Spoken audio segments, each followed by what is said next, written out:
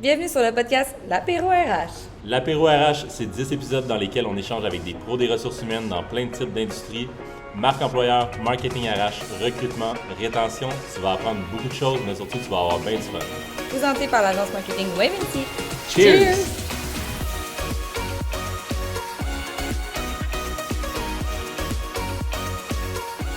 Dans l'épisode 6 de l'Apéro RH, on parle de réussir sa culture d'entreprise en mode télétravail. Donc, notre première invitée, Pamela, est vice-présidente et cofondatrice de GoRH. Notre deuxième invitée, Jenny, est présidente et conférencière à Bonboss.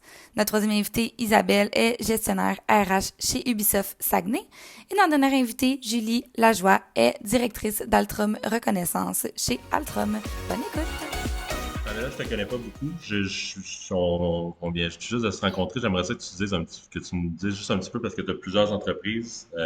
T'es VP cofondatrice de GoRH. T'as aussi un programme de PA. Tu me disais juste en entrée de jeu. Je pense que tu es aussi présidente de la voûte. Raconte-moi un petit peu toute cette amalgame-là. Comment tu fais pour gérer 3 projets en Oui, même temps? donc effectivement, VP cofondatrice de GoRH. Alors, j'avais moi aussi auparavant une firme RH, puis la fusion a eu lieu que dernièrement. Alors, on est maintenant une belle et grande équipe qui couvre l'ensemble de la province, sinon au-delà même de la province, là, même du côté de Paris. Donc, une centaine d'employés. Sinon, en parallèle, UNI, donc HUNI, UNI PAE, et un programme d'aide aux employés aux gestionnaires. Alors, même chose de ce côté-là, c'est une entreprise qui intervient en prévention au sein des organisations, que ce soit au BNL, organismes privés ou autres, pour santé psychologique, santé physique, financière de gestion, avec plus ou moins là, entre 75-80 sous-traitants pour vraiment répondre à ces appels-là finalement. Puis la voûte, qui est un centre d'expertise, un centre d'affaires, donc vraiment un bâtiment avec plusieurs salles de formation. Donc, on reçoit beaucoup de clients aussi de ce côté-là. Alors, on jongle avec tout ça. J'imagine que tu as pas mal de relations aussi. Puis là, en ayant une firme de services conseil, j'imagine que tu vois pas mal de types d'entreprises aussi. Puis là, on sort un petit peu, mais il va quand même en rester des vestiges longtemps de cet événement-là du COVID, puis de tout ce que ça a amené au côté télétravail, puis tout ça. Puis je pense que ça fait du sens de t'avoir comme invité aujourd'hui pour cet aspect-là de télétravail. Qu'est-ce que tu vois parmi tous, mettons, tes clients que tu as, peut-être avec GoRH, peut-être avec tes autres projets, que tu vois qui sont comme des enjeux qui ont reliés au télétravail? C'est quoi que ça amène côté employé, peut-être côté gestionnaire aussi? Bien, dans le début, on va dire, de la pandémie, c'est certain que là où la grande difficulté s'installait, c'était dans le virage numérique, c'est-à-dire les entreprises qui, auparavant, disaient que c'était impossible le télétravail. En l'espace de 24 heures, ont vraiment fait des petits miracles. Donc, tous leurs employés, ou à peu près, étaient en mesure là, de bien faire leur travail à la maison. Donc, c'est sûr que le côté numérique a été clairement un enjeu dès le début. Par contre, une fois que, bon, l'informatique, ça va bien, on maîtrise tous les Teams de ce monde, Zoom et tout ça, bien, c'est sûr que là, à ce moment-là, c'est peut-être plus des facteurs humains qui ont été mis au défi, que ce soit le côté relationnel, même au niveau des communications. Tu sais, comment on fait pour bien communiquer à distance, comment on fait pour voir si nos gens vont bien au travers d'un écran. Donc, c'est installé après vraiment des défis plus humains à ce moment-là, parce que du côté opérationnel, pour l'ensemble des clients qu'on a vus qui ont été capables de mettre de télétravail, parce que quand même, si on pense à une usine à la chaîne dans un domaine essentiel, c'est sûr que le télétravail était comme pas la réalité. Mais pour ceux qui l'ont mis en place, effectivement, là, on était vraiment à deux niveaux à ce moment-là, au niveau des défis là, de la première année. On passe d'une dynamique d'être tout le temps à côté de quelqu'un ou tu sais, d'un bureau à l'autre, de pouvoir discuter avec eux facilement, d'aller prendre son dîner dans la cafétéria, tout ça, à être tout le monde, chacun de son côté. C'est sûr que côté communication, ça, comme tu dis, ça doit être plus difficile, mais comment que le monde relève ça pour, mettons, comment que les gestionnaires arrivent à relever ce défi-là pour avoir une culture d'entreprise qui reste là, qui garde un harmonie dessus? Bien, moi, je dis toujours, tu sais, souvent, on va se casser la tête inutilement, tu sais, à trouver la solution ou la formule magique. En fait, chaque culture d'entreprise est vraiment différente parce que la culture est constituée d'humains totalement différents aussi. Donc, tu sais, le premier conseil que je donnais toujours à notre clientèle, c'était aller à la source, aller voir vos gens, téléphonez, prenez des nouvelles, voyez quels sont maintenant leurs besoins. Parce qu'évidemment, les besoins ou les attentes que quelqu'un avait envers son employeur avant pandémie, pendant et après pandémie, il y a des années-lumière qui s'est passé. Donc, d'aller vraiment à la source pour comprendre bien le besoin. C'est sûr que dans une période de transition, de changement, les individus vont réagir de façon différente. Puis, certaines personnes vont avoir besoin d'une tape dans le dos beaucoup plus régulièrement. D'autres vont avoir besoin de communication quotidienne, alors qu'avant, c'était peut-être une réunion simplement hebdomadaire. Donc, le fait de prendre le pouls, de vraiment saisir le besoin réel a permis aux entrepreneurs ou à nos clients par le fait même de vraiment miser sur une solution qui était adaptée puis qui répondait réellement aux besoins de leur main-d'œuvre, de leur équipe de travail. Fait que tu irais vraiment tout ce que tu vois, c'est que ce qui fit le plus, c'est vraiment d'y aller vers une approche humaine, de commencer vers les employés, de demander c'est quoi leurs besoins, puis de faire un modèle qui est comme adapté à ça. Donc, un modèle qui peut pas être nécessairement reproduisable à 100% vers une autre entreprise. Donc, pas nécessairement de s'inspirer. Peut-être, oui, s'inspirer des best practices, mais surtout de s'inspirer de ses employés pour faire une méthode gagnante, c'est ça? Oui, parce que c'est eux qui ont à le vivre, donc c'est eux qui ont à nous nommer c'est quoi leurs besoins maintenant qu'ils sont en télétravail. Puis la complexité aussi de la chose, c'est que ce qu'ils vont vous nommer à peu près le premier 6 mois de la pandémie va être vrai à ce moment-là, puis peut-être que 2 ans plus tard, c'est différent. On le sait, hein, le télétravail est plus nécessairement obligatoire, le port du masque a tombé pour la plupart des endroits. Et puis, on se rend compte qu'il y a des gens finalement qui veulent revenir en emploi. D'autres qui ont bien aimé ça, être en télétravail, beaucoup d'avantages. D'autres ont aimé moins ça. Donc, des fois, c'est le lavage qui nous parle. Des fois, donc, évidemment, chacun a trouvé ou pas son compte dans le télétravail. Donc, c'est pour ça que le fait de personnaliser son approche puis de vraiment comprendre c'est quoi les besoins était pour moi vraiment une clé de succès dans plusieurs de nos dossiers. Parce que quand bien même, si demain matin, l'entrepreneur déciderait de faire une rencontre à tous les jours, si c'est pas de ça que leurs gens ont besoin, mais ça va être une perte de temps inutilement de façon quotidienne. OK. Je reviens avec ton appel de la laveuse. C'est un délice, cette phrase-là. Mais c'est vrai qu'en étant en télétravail, tu vas être porté à, surtout si tu travailles. Parce que c'est pas tout le monde qui a un bureau chez eux, c'est pas tout le monde Non. qui habite à deux dans un 3,5 puis qui ont une quatrième, euh, une quatrième chambre pour faire un bureau. Est-ce que ça doit amener des défis côté équilibre de travail, vie privée? Est-ce qu'il y a des gestionnaires qui essaient de s'impliquer là-dedans pour essayer d'amener des solutions à ça, ou est-ce que c'est vraiment laissé aux employés, selon toi? Bien, est venu quand même plusieurs tendances au niveau de politique, marche à suivre, tu sais, que l'on Ouais, parle ouais, ouais. notamment de la déconnexion, du droit à la déconnexion, parce que, tu sais, facilement, on peut ouvrir notre ordinateur à 7h, 7h30 le matin, puis la fermer, il est 8h le soir. Là, donc, Qu'est-ce que tu veux dire par le droit à la déconnexion? ben, d'être en mesure d'octroyer du temps à nos gens pour quand bien même prendre les pauses parce que Ouais, ouais, ok. le dîner et tout ça. Donc, c'est installer un peu ce genre de politique-là. On le voit aussi avec la venue de la loi 59 au niveau de la CNESST, où est-ce que finalement on vient régir le télétravail, ce qui n'était pas nécessairement le cas avant. Donc, on va même jusqu'à une notion de violence conjugale qui pourrait être pris en compte dans la santé et sécurité au travail, parce que, tu sais, on en a vu des vertes et des pommures, là, quelqu'un qui se fait une sandwich aux tomates le midi, se coupe, est-ce que c'est un accident de travail? Je suis à la Ah, maison. ouais. Donc, tu sais, quand même, tu sais, je le fais un peu loufoque là, comme exemple, mais c'était une réalité qui n'était pas nécessairement cadrée ou balisée par des politiques.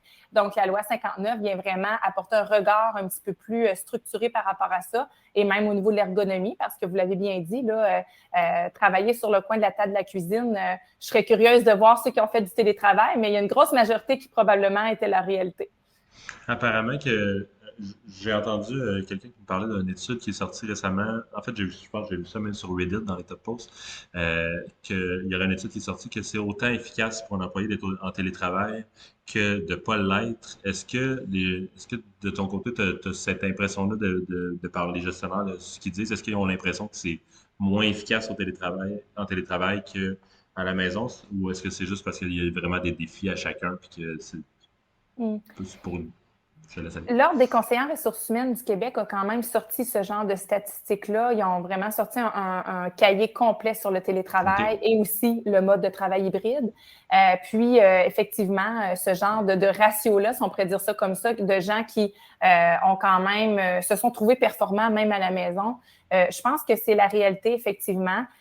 J'amène toujours un soupçon de bémol parce que ce n'est pas tous les métiers ou les postes de travail qu'on va se trouver autant confortable à la maison que vraiment au bureau.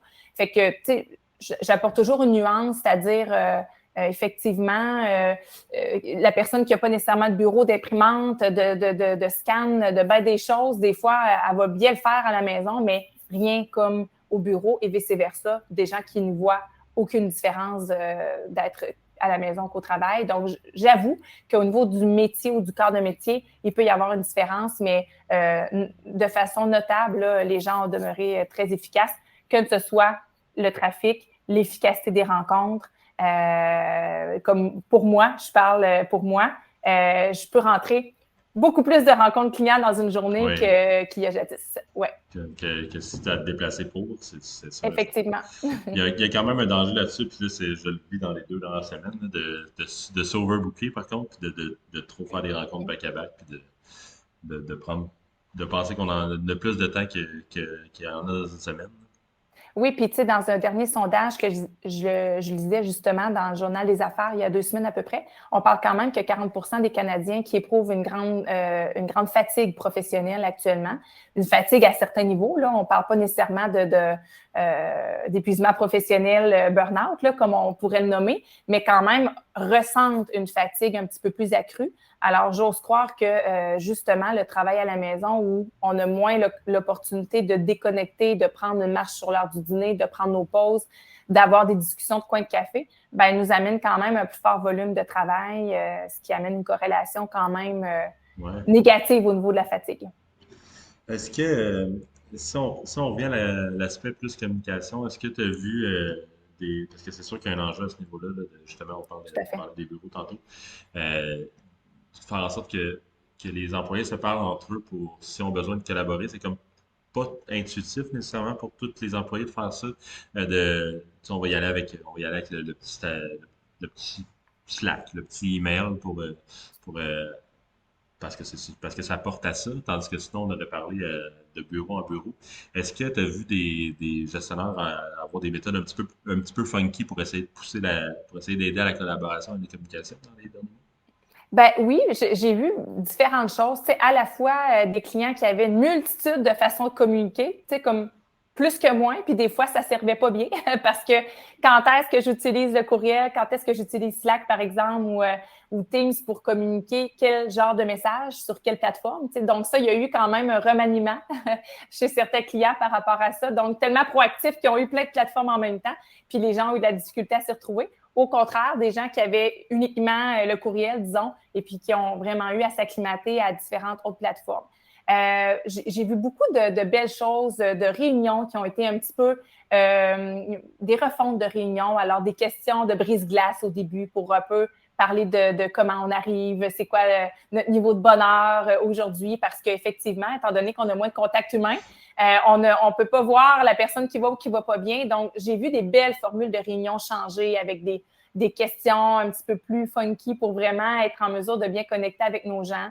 J'ai vu des gestionnaires qui ont eu vraiment une belle empathie, tu sais, qui bloquaient des périodes dans leur agenda pour vraiment prendre contact de façon individuelle avec leur équipe de travail. Donc, tu sais, il y a eu des initiatives vraiment exceptionnelles chez les clients là, qu'on accompagnait, qui étaient tout à leur avantage parce qu'évidemment, moi, je le dis toujours, l'humain est le moteur de la relance. Donc, si l'humain ne va pas bien, malheureusement, la relance ne va pas bien aussi. Tu sens qu'il y a vraiment cet enthousiasme-là à faire en sorte que les choses se passent bien en général dans les clients avec lesquels tu vas faire? Ben oui, parce qu'en fait, puis tu sais, je ne sais pas si à propos de parler de la grande démission, c'est quand même une Ouais. notion hein, Parce qu'on pourrait voir ça, on pourrait voir tout ça comme un poids, on pourrait voir tout ça comme étant Oui, vraiment des gros défis à relever, mais j'ai l'impression que quand même les gens sont là pour y répondre. Ben, c'est comme dans n'importe quoi. Quand on a un défi devant nous, on peut être la victime de ce défi-là ou on peut être le super-héros là, du défi. Fait qu'il y a Toujours comme un ça. peu il y a toujours matière à c'est une prise de décision au niveau de la posture qu'on veut adresser le défi. Fait que c'est sûr que les gestionnaires qui ont regardé ça de loin puis qui ont dit, bon, ben maintenant, on est à distance. C'est quoi, moi, mon profil de leadership? Comment je veux connecter avec mes gens réellement au quotidien pour être en mesure de maintenir une certaine performance au travail ou autre, là, évidemment. Donc, de prendre soin là, d'équipes à proximité. Beaucoup ont eu ce beau réflexe-là. Merci pour les discussions, Pamela. C'est super apprécié. Beaucoup de beaux petits insights qui en ressortent. C'est le fun. Je pense que le monde a avantage à venir te jaser. Mais s'ils veulent faire ça, comment qu'ils font ça? Ben, écoutez, LinkedIn, je suis très, très active, Active? facile à retrouver. Sinon, nos sites web, là, même chose, le GoRH, uni.ca, sinon c'est gorh.co. Alors, ça me fait toujours plaisir d'échanger. Puis, tout le monde est bienvenu. Super bon. Pamela Rubé-Rubé, ça LinkedIn.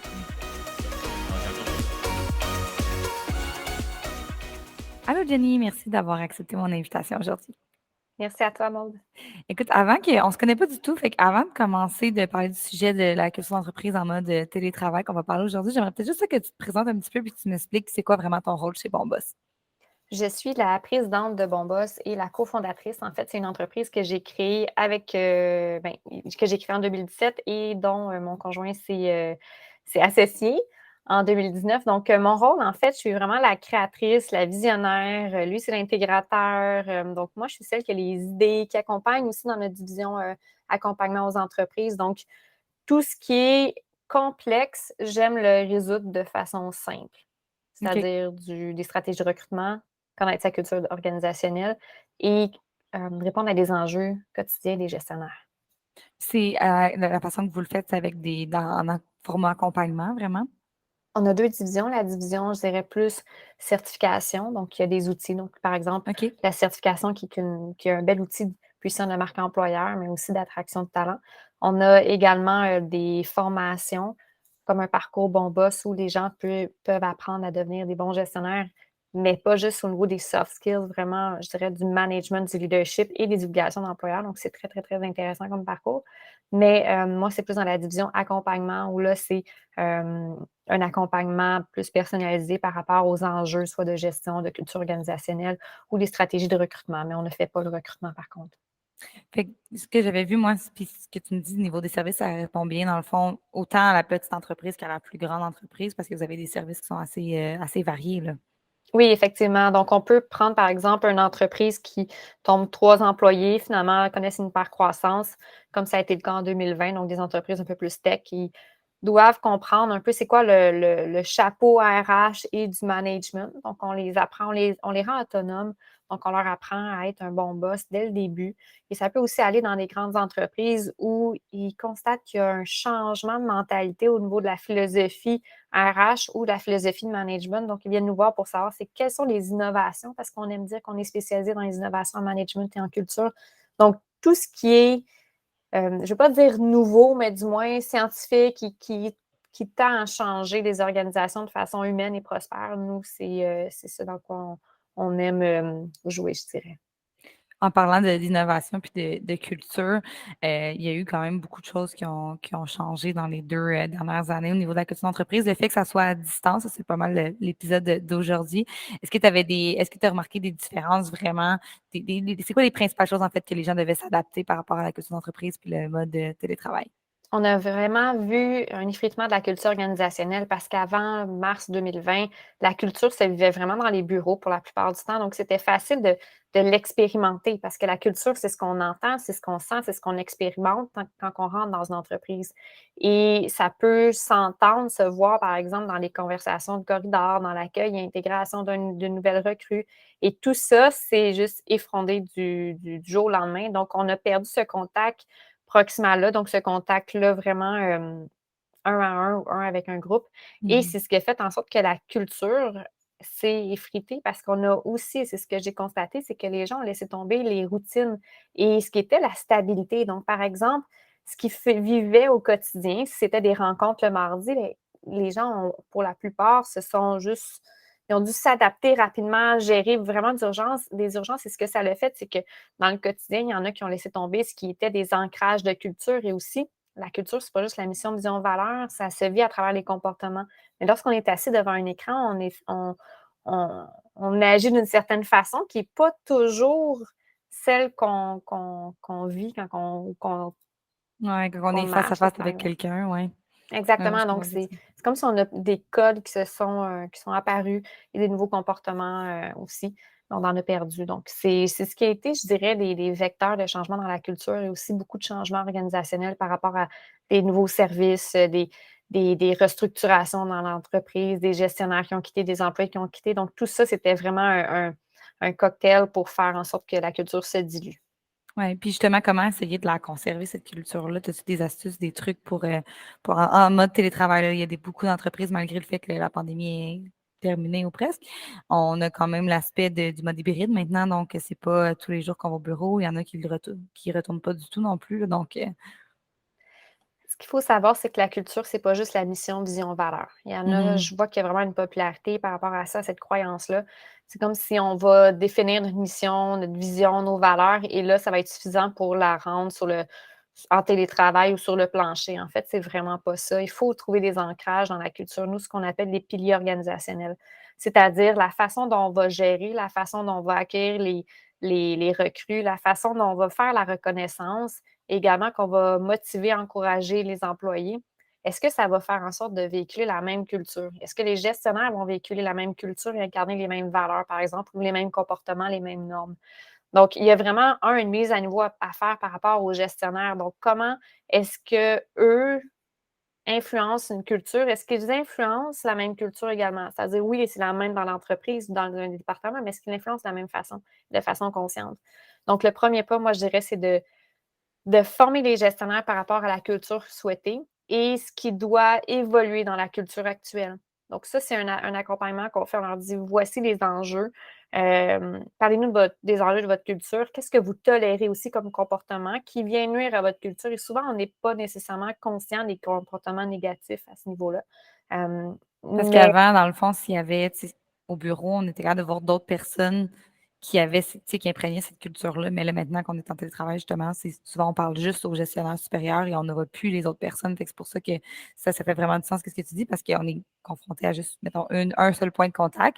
Fait que si la culture est pas imprégnée par cette personne-là, ben là, on n'est pas capable de le voir qu'il l'est dans l'entreprise au complet, mettons. C'est ça? exactement. Mhm. Et de prendre conscience que la culture se vit par rapport aux rencontres en Zoom, Meet, peu importe, mais aussi à travers les courriels, les échanges, les mots qu'on dit, souvent les mots qu'on bannit aussi. Donc, il y a dans certaines organisations, on ne peut pas dire certaines choses. Il y en a au contraire qu'il y a des histoires qui se traduisent en mots, donc en jargon, je pourrais dire. Donc, par exemple, il y en a qui vont dire, nous, on est des experts. Il y en a qui vont dire, nous, on ne parle pas d'employés, on parle de joueurs. Donc, de vraiment être conscient que la culture, c'est pas juste en présentiel qu'elle se vit, c'est également à distance. Et c'est à travers les mots, à travers les routines. Donc, d'implanter des activités ou des routines, des façons de faire, des processus aussi. Ça peut être, par exemple, nous, pour favoriser la collaboration, au tout début, on avait fait à chaque meeting, à chaque semaine, un système de drapeau rouge. Donc, les gens, en tout temps, pouvaient lever un drapeau rouge, dire j'ai un enjeu majeur qui est une urgence et je demande l'aide de tous mes collègues parce qu'on est une petite équipe, par exemple, dans le département. Et là, ça a fait en sorte que les gens devaient arrêter et on pouvait utiliser la réflexion collective pour résoudre cet enjeu-là. Ensuite, il y avait les drapeaux orange, il y avait les drapeaux verts. Finalement, les drapeaux verts, on les a changés en bons coups parce que c'était les bons coups de la semaine. Donc, ça facilite la reconnaissance spontanée. Bref, ce que j'ai envie de dire aux gens, c'est que si vous vous posez la question comment faire vivre une culture à distance, c'est d'être conscient de la façon dont on l'influence et de vraiment repérer les comportements qui sont sains et malsains, c'est-à-dire de l'incivilité, un manque de respect. S'il y en a un si vous voyez un courriel, euh, un courriel avec des mots vraiment, on n'est pas sûr de l'interprétation, qui est envoyé à tous. J'ai vu aussi, par exemple, des gens qui reprenaient des collègues dans le chat interne sans nommer la personne. Ils disaient « Ah, bonjour, juste vous dire de ne jamais faire telle chose. » Donc ça, c'est vraiment nocif comme type de comportement parce que c'est pas une belle rétroaction. C'est pas comme ça qu'on fait de la rétroaction et ça fait juste créer plus de malaise. Donc, essayez de voir quels sont les comportements à enlever pour essayer d'enlever les ancrages négatifs de la culture et par la suite créer des activités ou des pratiques de reconnaissance ou des activités qui vont faire en sorte de solliciter la collaboration, mais pas toujours entre les mêmes personnes. Donc, il y a le jeu totem qui est vraiment extra pour apprendre à connaître ses collègues. Et j'ai envie de vous dire qu'il n'y a pas de culture saine sans une confiance. Donc là, c'est comment est-ce qu'on fait pour inspirer la confiance entre les gestionnaires vers les employés entre eux. Donc, c'est ça le nerf de la guerre en ce moment, c'est comment véhiculer une confiance, même à distance. Y a-tu en parlant du jeu que tu parlais de thème, là, y a-tu d'autres jeux ou outils que tu crois, là, tu parlais du chat interne, donc ça, c'est un des outils qui, selon moi, est indispensable quand on fait du télétravail, là. S'il n'y a pas de Slack ou de Discord, c'est sûr que ça peut créer, ça peut être vraiment compliqué la communication. Mais y a d'autres outils comme ça qui te viennent en tête que tu pourrais recommander? Oui, il y a le concept Eureka, créé par Jessica Alonca, qui est la sensibilisation par exemple, par la santé mentale, mais aussi c'est un jeu collectif, donc qui est aussi très éducatif. Donc, je dirais ce jeu-là, il est sur notre site web notamment. Il y a Totem que j'aime bien, mais toutes les rencontres informelles où les gens peuvent juste discuter entre eux, je trouve que c'est vraiment propice à ça. Ou même si vous pouvez vous rencontrer, là, il commence à faire beau, là, on est l'été, donc commencez à vous rencontrer dans un parc, peu importe, juste pour solliciter des rencontres sécuritaires, ça peut être intéressant. Oui, absolument. Non, ça, c'est un super bon point. Puis sinon, niveau culture en général, t'aurais-tu un mot de la fin sur la clé d'une bonne culture d'entreprise?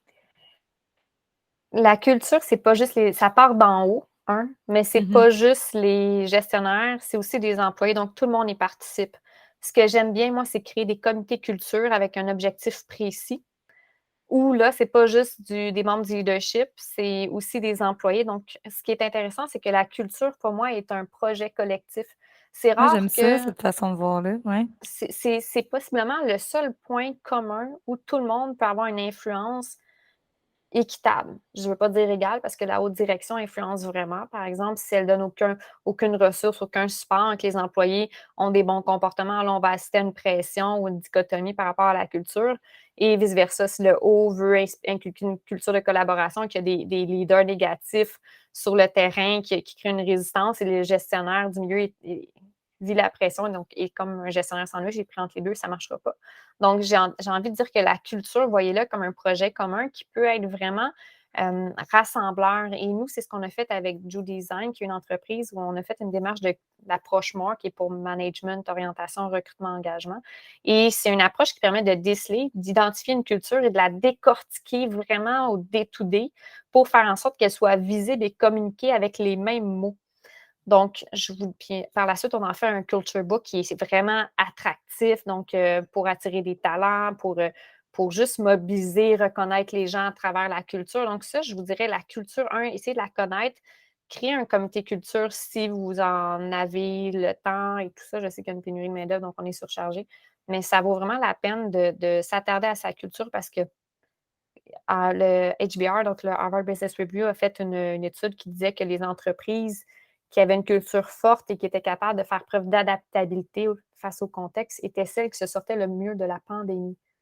Donc, le mot de la fin, je dirais, Mhm. concentrez-vous sur la culture, mais pas de façon ludique où la culture, on a du plaisir et c'est l'aspect le fun du travail. La culture, c'est scientifique. C'est pas une partie de plaisir, c'est un point commun rassembleur.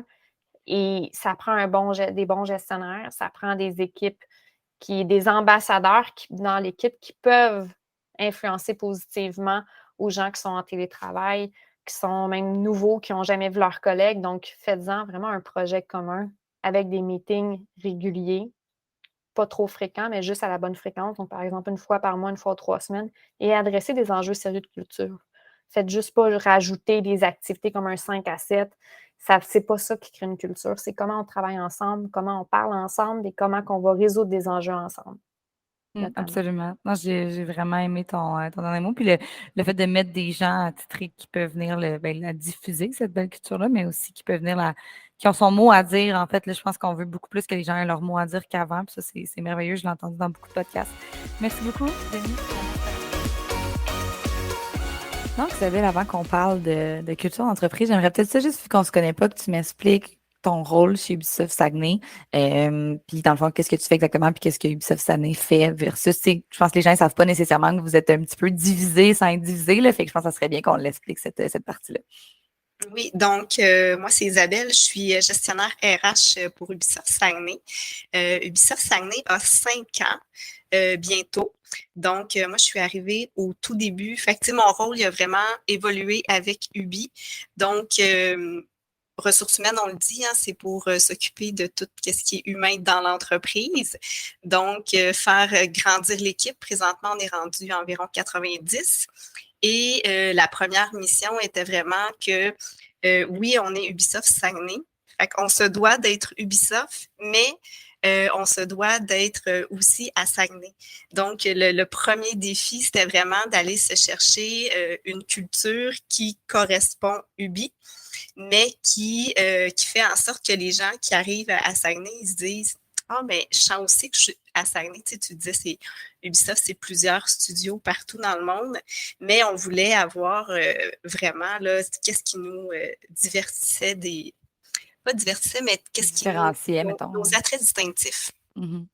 Okay, c'est ça. Fait que, ça nous a, ça, c'était une des premières missions. Et après ça, on est rendu, comme je disais tantôt, une équipe de 90. Fait que j'ai une équipe avec moi aussi pour tout ce qui est recrutement, développement des talents, bien s'assurer que les gens sont heureux, comment on peut les aider dans leur quotidien. Fait que c'est vraiment ça mon rôle de chapeauter tout ça, tout en s'assurant que les nouvelles tendances RH, bien, on soit à l'affût et qu'on puisse les intégrer là, justement dans notre studio. Au Saguenay, je ne connais pas beaucoup le marché, surtout pas au niveau technologique, mettons. Est-ce que j'imagine qu'il y a moins de gens qui font de la programmation, tous les postes que vous avez à combler en ce moment. Est-ce qu'il y a un programme avec je sais que, mettons, à Matane, il y en a un. Est-ce qu'il y en a un aussi au Saguenay pour venir? Oui. Oui, bien en fait, une des raisons là, qui a fait qu'on s'est installé ici, on a l'UQAC, donc l'Université du Québec à Trois-Rivières, qui offre le bac en jeux vidéo et la maîtrise aussi en jeux vidéo. Donc, avant, les gens ils étudiaient à Chicoutimi et devaient quitter parce qu'il n'y avait pas de place pour travailler en jeux vidéo. Fait que tout ce qui est junior, ça va quand même assez bien. On a nos gens qui sont justement à Chicoutimi, qu'on peut prendre comme stagiaires. Fait qu'à chaque année, on prend entre 2 et 4 stagiaires.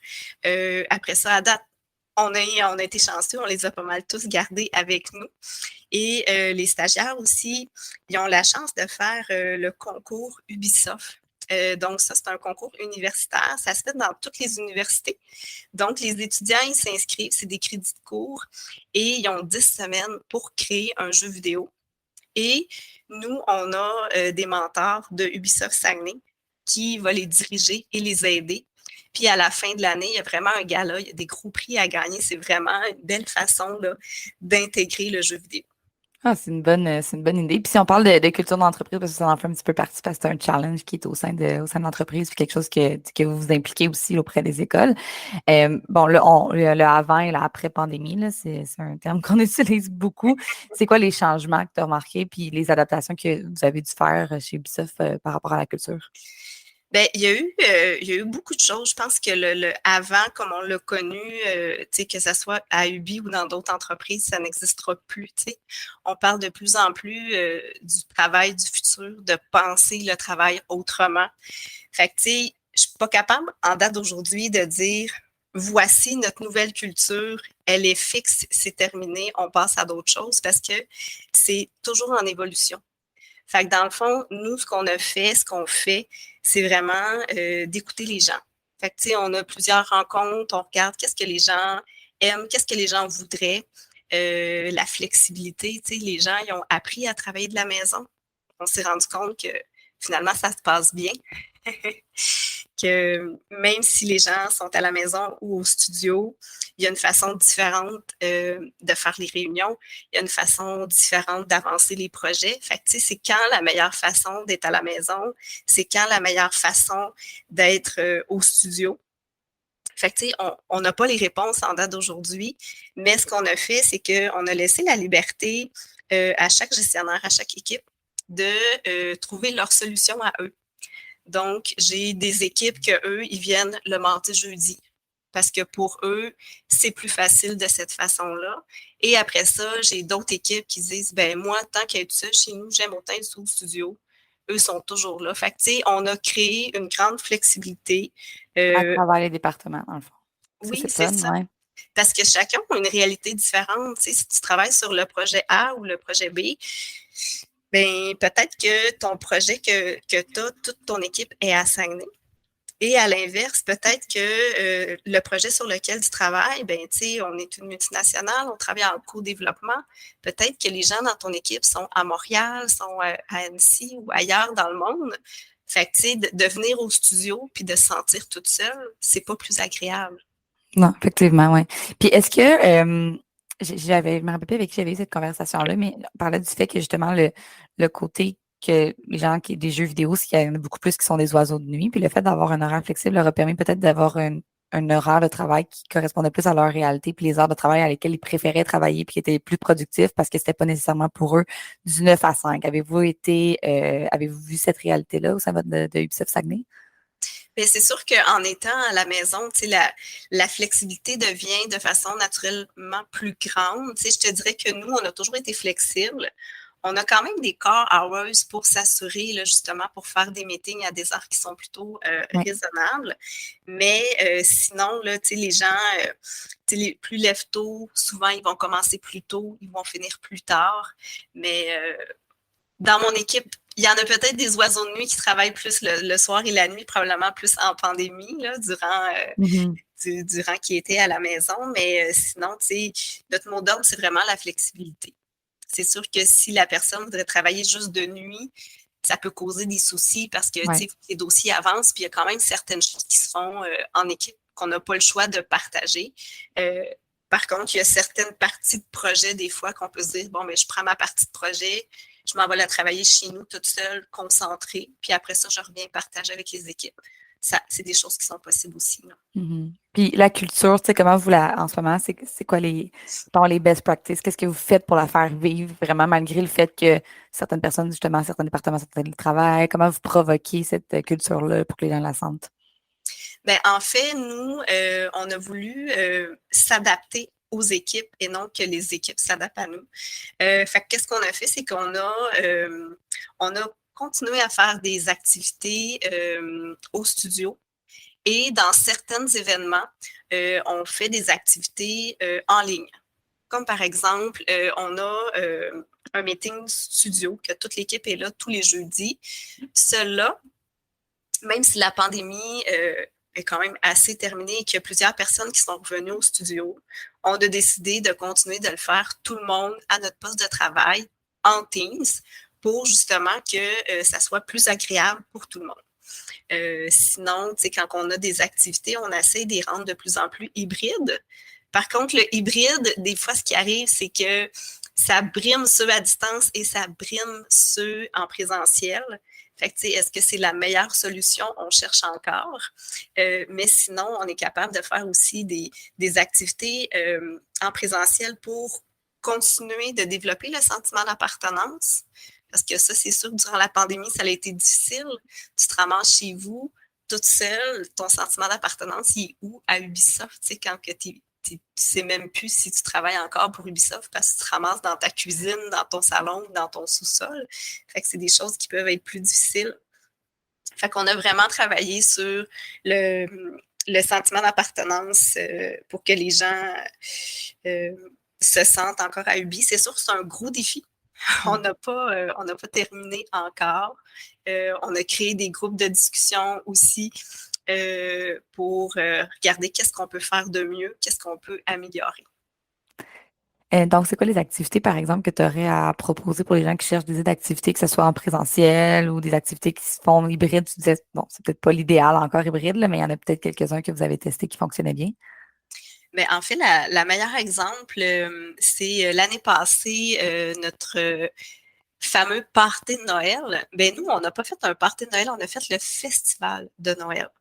Donc, en faisant le festival de Noël, ça nous permettait d'aller rejoindre autant les gens à la maison, les gens en présentiel et des activités à l'extérieur. Fait que qu'est-ce qu'on a fait, c'est que on avait des activités là, de jeux d'évasion, que ça, c'est facile, tout le monde est à distance, fait que tout le monde se branchait sur Teams pour essayer de résoudre la solution. Après ça, on avait une activité bowling. Après ça, on avait une activité au bureau aussi que les gens pouvaient venir. Je pense que c'était une activité cocktail qu'on faisait. Fait que, tu sais, on avait préparé des activités durant toute la semaine pour pouvoir aller rejoindre le plus de personnes possible. Fait que ceux qui n'étaient pas à l'aise de venir au studio à cause de la pandémie, ils restaient à la maison. Ceux qui habitent plus loin ou sont mieux en télétravail, ils pouvaient rester chez eux. Fait que les gens choisissaient les activités qu'ils voulaient faire en fonction de leur réalité. C'est le fun, ça. Puis en plus, c'est le fait que ça dure toute la semaine, ben, quelqu'un qui peut pas le lundi, ben, il peut peut-être le mardi. Fait que, comme tu dis, ça permet de rassembler plus de gens. C'est vraiment une bonne idée. Est-ce que c'est quelque chose que vous pensez refaire? Ah, c'est sûr.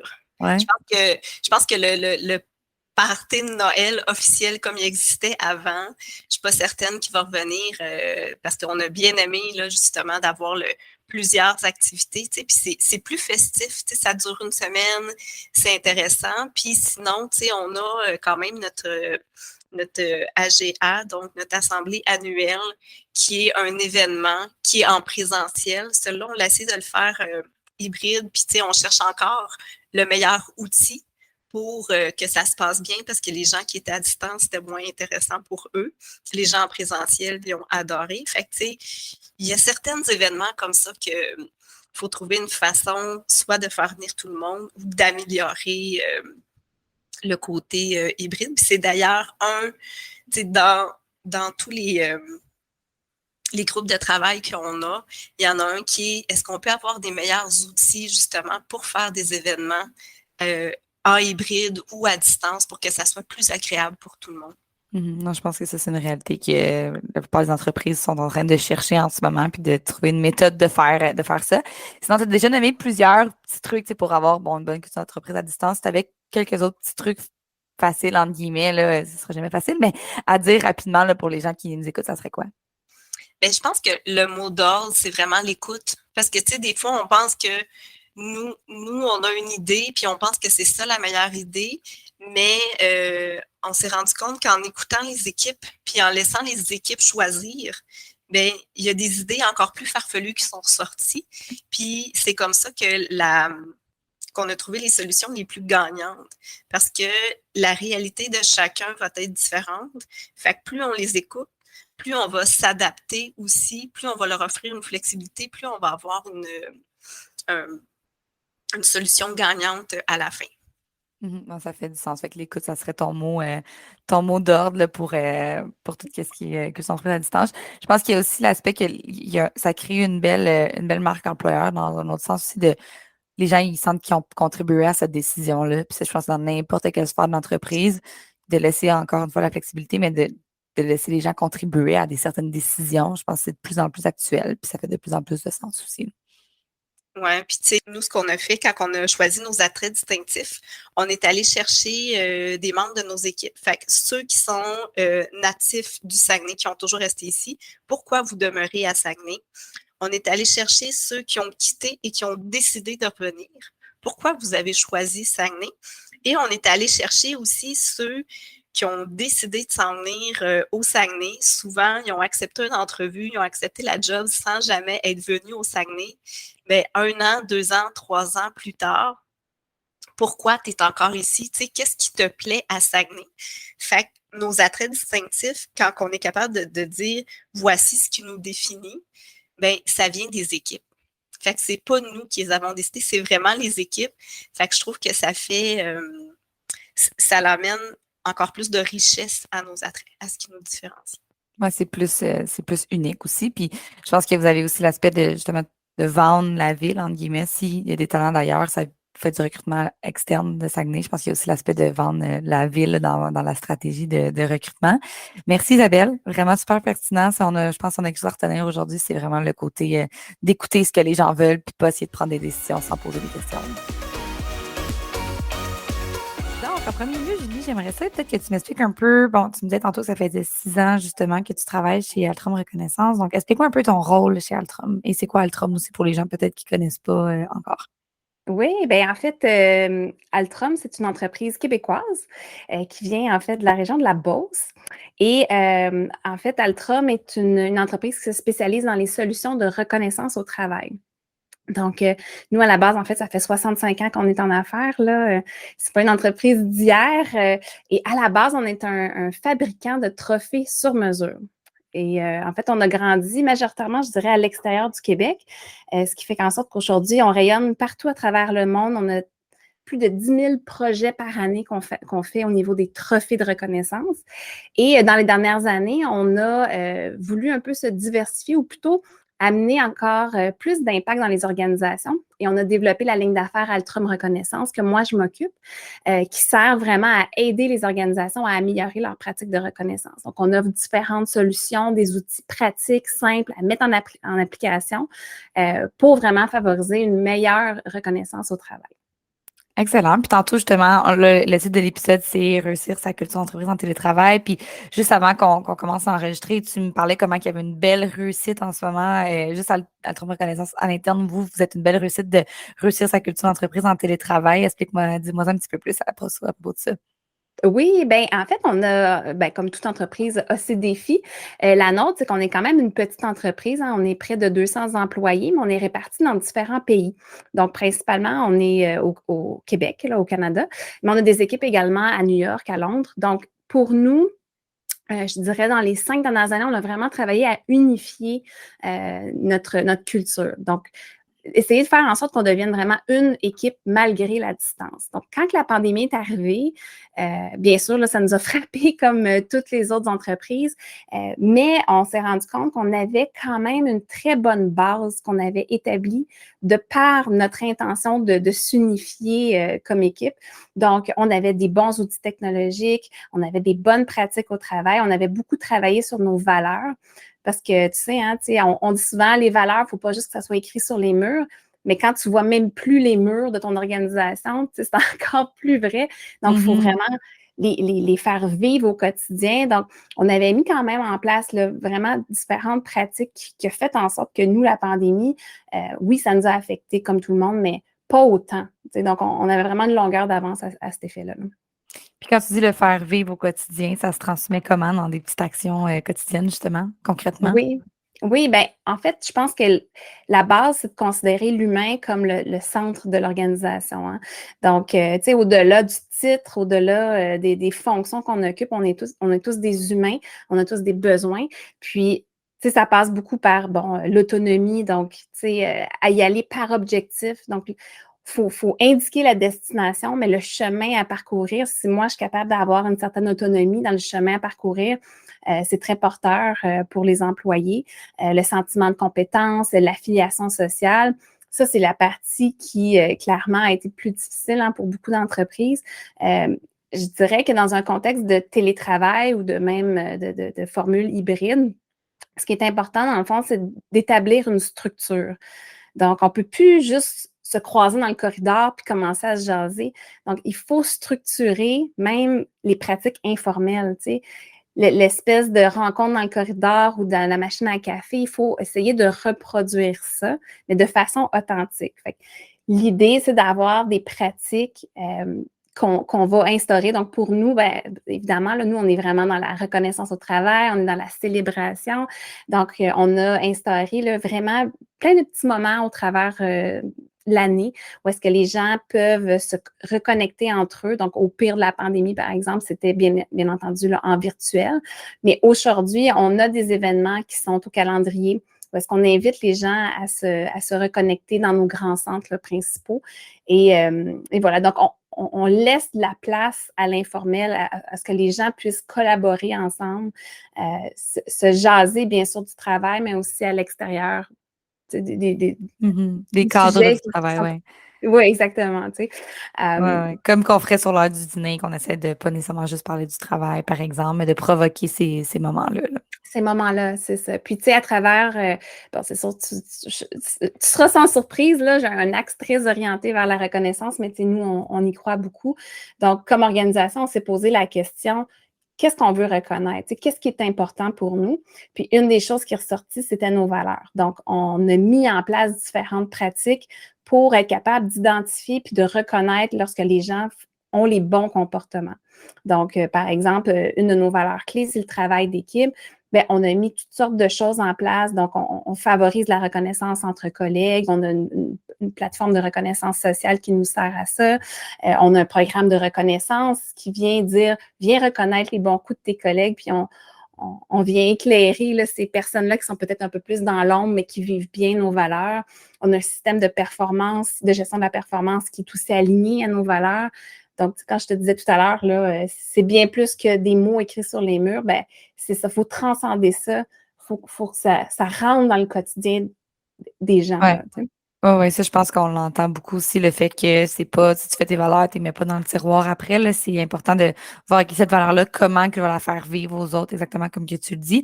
Est-ce que de votre côté, vous êtes tous 100% en télétravail ou il y a des gens qui sont en hybride et des gens qui vont au bureau dans les grands centres, comme tu parlais tantôt, New York, Londres et Montréal? Est-ce que c'est de ton côté, toi, tu me disais que tu travailles de la maison, je pense, tout le temps, c'est ça?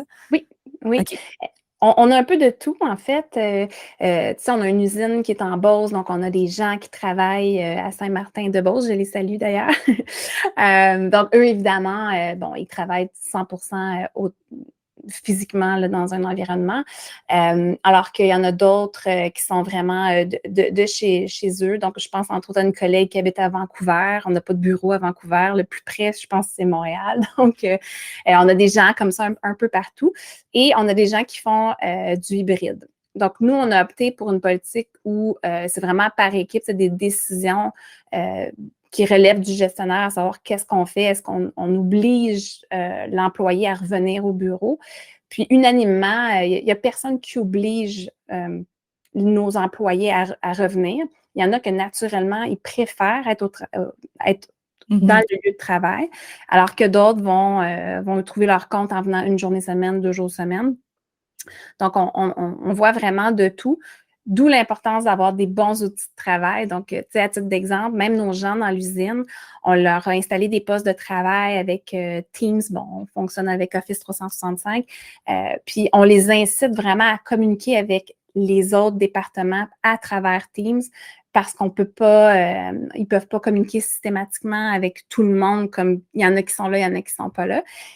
Ça a pris quelques semaines, quelques mois, mais maintenant, ça a été adopté. Là, donc, même quand les gens sont dans leur bureau, on utilise quand même les outils technologiques pour rentrer en communication avec les autres équipes. Là.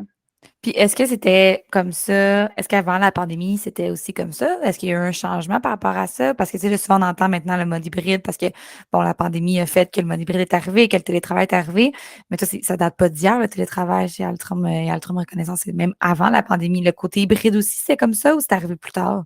Oui, non, même le hybride, je dirais que c'était pas nécessairement répandu dans l'ensemble de l'organisation. Nos grands centres, là, donc on a un bureau à Londres, un bureau à New York et on a notre bureau chef à Saint-Martin. Les gens étaient habitués de travailler temps plein. Et il y avait d'autres gens comme moi qui habitaient plutôt à 2-3 heures de route. Puis là, à ce moment-là, on y allait plus occasionnellement. Donc, oui, il y a eu un changement dans les 2 dernières années. Donc là, de plus en plus de gens travaillent de la maison et viennent 1-2 jours, comme je disais tout à l'heure, au bureau. Là. OK, Donc, parfait. il y a davantage de gens qui travaillent en hybride qu'avant. Si tu aurais 3 conseils à donner, mettons, pour réussir sa cause d'entreprise que vous faites, peut-être vous qui fonctionne bien d'ailleurs. Là, on en a déjà nommé quelques-uns, là, mais ça serait lesquels? Oui. Ben, pour bien réussir Sa culture d'entreprise en en télétravail, mais télétravail, aussi, je pense que culture d'entreprise fait beaucoup avec reconnaissance aussi, là, donc peut-être que tu peux tourner ça un petit peu plus vers la reconnaissance, étant donné que c'est qu'est-ce que tu connais le plus, ouais. c'est ton champ d'expertise, parce que en télétravail, c'est plus difficile aussi de dire « good job », de demander un meeting à quelqu'un juste pour lui dire qu'il a fait un bon travail, surtout au bureau. On dirait que c'est plus facile de complimenter. Peut-être que ça vient avec la reconnaissance aussi, mais je pense qu'il faut garder ça, puis ça fait aussi avec la culture, tout ça. Donc, bref, un gros melting pot de tout ça, mais 3 petits conseils que tu pourrais donner là, pour que les entreprises aient reconnaissance. Oui, bien, en fait, je te dirais que j'irais avec les 3 piliers là, de la reconnaissance. Là. En fait, les formes de reconnaissance, on va souvent parler de la forme de reconnaissance existentielle, qui est de la reconnaissance de l'humain. Il y a la reconnaissance des résultats qu'on connaît souvent, hein, puis on a la reconnaissance de tout ce qui mène vers les résultats, donc à savoir l'effort, les pratiques de travail. Donc, ça, c'est différentes formes de reconnaissance. Donc, je dirais d'appliquer ça le plus possible dans notre organisation. Ce que ça veut dire concrètement, quand on parle de la reconnaissance existentielle, c'est reconnaître l'individu. Donc, lui donner de l'autonomie, reconnaître sa compétence. Tout à l'heure, je parlais d'être plus en mode objectif, moins micro-management, laisser confiance aux gens. Je vois des entreprises qui, par crainte, sont très structurants. Ils appliquent beaucoup de réglementations sur le retour au travail et tout ça. Et puis ça peut potentiellement venir brimer la liberté ou le sentiment d'autonomie de certains employés. Donc, de rester conscient là, que l'autonomie, c'est toujours gagnant. Donc, comment je peux jouer ça dans le télétravail, là? Crois-tu que c'est intéressant parce que j'ai aussi des gens avec qui j'ai des discussions que le fait qu'ils soient plus autonomes générait un petit peu plus d'anxiété, pas savoir qui s'en vont. Tu sais, oui, j'entends beaucoup, les gens veulent être plus autonomes, mais dans combien de pourcentage de cas c'est vrai? Parce qu'il y a beaucoup de contraires aussi que j'entends que les gens, ça les insécurise de pas savoir, mettons, spécifiquement qu'est-ce qu'ils doivent faire à telle heure. Oui, bien, c'est une bonne question. Tu sais, je pense qu'il faut faire attention, puis comprendre c'est quoi l'autonomie, tu sais. Moi, j'ai des gestionnaires un peu qui me disent hey, « moi, je donne plein d'autonomie à mes équipes, puis si jamais il y a de quoi qui ne fonctionne pas, ben là, ils vont entendre parler de moi, tu sais. Sinon, je les laisse aller, alors ils ont plein d'autonomie. » Ça ne veut pas dire ça de l'autonomie. Tu sais, l'autonomie, ça veut dire je te donne la direction où aller, tu sais, voici c'est quoi l'output que je veux. Maintenant, je te laisse naviguer là, pour te rendre, mais je reste en soutien à toi. Donc, encore une fois, au niveau de la reconnaissance, ça veut pas dire hey, on se revoit dans un mois lorsque tu auras livré le projet. C'est plutôt de faire plusieurs check-ins, parler avec les employés. Encore une fois, on a la technologie à notre portée. On est présentement en vidéoconférence, toi et moi. On peut utiliser les outils qu'on a, un courriel, un petit Teams ou Slack, un appel en vidéoconférence. Ça prend 5 minutes. Hey, je veux juste voir comment tu vas cette semaine. Est-ce que tu as besoin de moi? Comment je peux t'aider? Ça fait toute la différence. Donc, je pense que c'est ça là, aussi la distinction là, importante à faire. L'autonomie, ça ne veut pas dire qu'on ne se reparle plus. Non, ça veut dire que je laisse décider, je donne un champ là, à la personne, un espace pour qu'elle puisse prendre ses décisions par elle-même. Tu sais. Excellent. Mais C'est bon. toujours Je te laisse poursuivre avec tes 2 autres. Ouais. Tu peux parler, mais Ouais, c'est un ça, super bon point. Hein.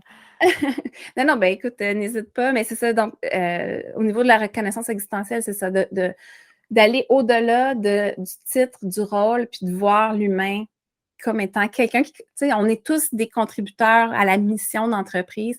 Donc, c'est de voir cette personne-là puis de s'intéresser à elle. Ensuite, au niveau des résultats, tu sais, on dit, c'est peut-être plus facile quand on est physiquement un à côté de l'autre de se dire good job. Mais bien souvent, moi, ce que j'entends, c'est qu'on reconnaît plus tant les résultats. Hein. On n'a pas besoin d'avoir les grands résultats. On a battu notre objectif annuel.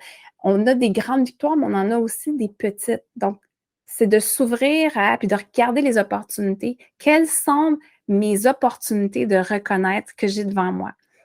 Donc, c'était une période achalandée, on a tout donné, on célèbre en équipe. D'être capable de célébrer les petites victoires, c'est tout aussi important. Oui. Puis, dernier conseil, je dirais, pour ce qui est de la reconnaissance de tout ce qui mène vers les résultats, c'est d'être capable, ça, on est plus dans l'inclusion, hein, parce qu'on a tous un pouvoir en nous de s'améliorer, d'aller chercher de la performance visée. Donc, c'est vraiment de s'outiller le plus possible pour avoir de la visibilité sur les bons coups des gens. Donc, on peut avoir, encore une fois, tu sais, tous les outils technologiques qu'on a de communiquer entre nous, de favoriser la reconnaissance entre les collègues. C'est comme ça qu'on va entendre parler des bons coups. Tu sais, si je te disais à chaque semaine, on fait un tour de table, puis dis-moi ce qui t'a rendu le plus fier au niveau de ton équipe. Tu sais, quel membre a fait quelle action qui a fait un wow.